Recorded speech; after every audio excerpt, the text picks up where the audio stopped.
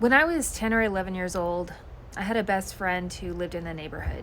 She lived around the corner. Anyway, she invited me to come over to her house, but she was still doing her chores, so she told me to stay in her room until she was done. Her bed was by the door to her room, so I just sat there on the edge of her bed, staring off into the back of her door, which looks sort of like this. Mind you, I grew up in the 80s. So the back of just about every little girl's bedroom door looked just like this. To tell this story right, I'm gonna have to show you a floor plan.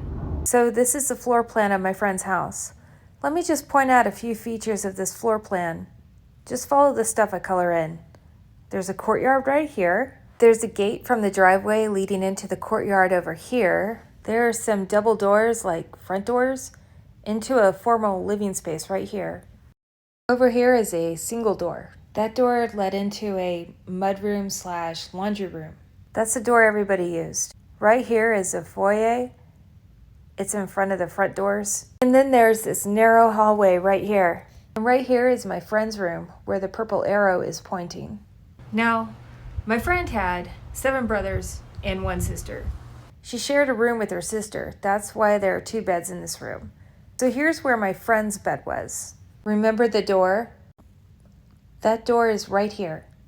There were 2 rooms down the hall on either side. They belonged to the boys. So there were boys living in this room and boys living in this room. None of the boys were in their rooms when the events in this story happened. And in the story, I'm right here. My friend is in her little brother's room, right here. And in her little brother's room, there was this big window that looked out into the courtyard. So I'm sitting there, staring off into the back of my friend's door, just zoning out. And she's in her little brother's room vacuuming. And I didn't want to be there. I just wanted to go back home because I was bored. And it was taking my friend a long time to complete her chores. All the same, I knew she'd be mad if I left. So I didn't leave, I just stayed there, really bored. And in my mind, because we didn't have cell phones in that day, I began to imagine myself leaving and going home. I guess I had a very vivid imagination.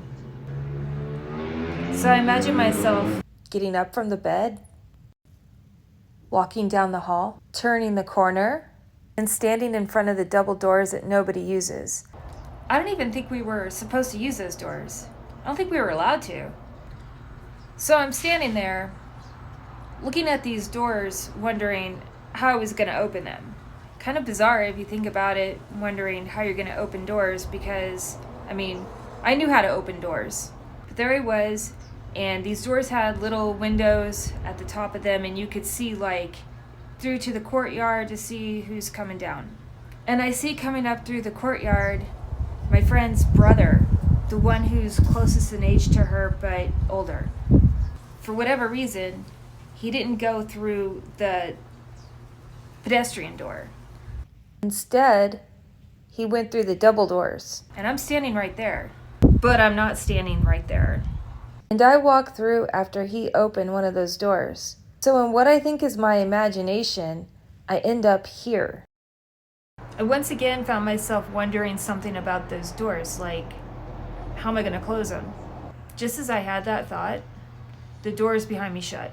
I don't know how they shut, but they shut. I stood there for a minute and proceeded to walk through the courtyard.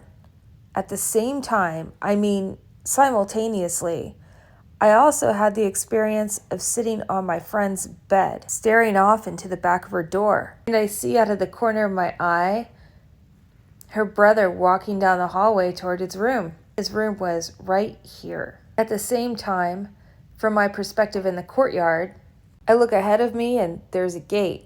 And it's shut because my friend has dogs, and if the gates are open, they'll get out. As I am walking through the courtyard, I hear my friend scream my name, "Lori!" And that's when I snapped out of it. I found myself sitting on the edge of her bed, like I'd never left. And then I heard her rushing down the hall, and she happened to glance over into her room and saw me, and she stopped. She was freaking panic-stricken. She said, "What the F just happened?" And I was like, "What do you mean?" "What the F? I just saw you in the courtyard and you freaking disappeared. You disappeared. I yelled your name and you freaking disappeared." And I was like, "What do you mean? I've been here the entire time. I don't know what you saw, but it wasn't me." I didn't want to tell her what had been going through my mind while I was just sitting there bored, because that would mean that I'd have to admit to being really bored and wanting to leave, and I knew that would like piss her off even more, so I said nothing. I never told her this story. In fact, there are very few people who I've told this weird story to. But if you can relate to it, if something like this has happened to you before, please drop me a comment, man. I can't be the only one who's had an experience like this, really. I can't be the only one. All right, thank you, bye.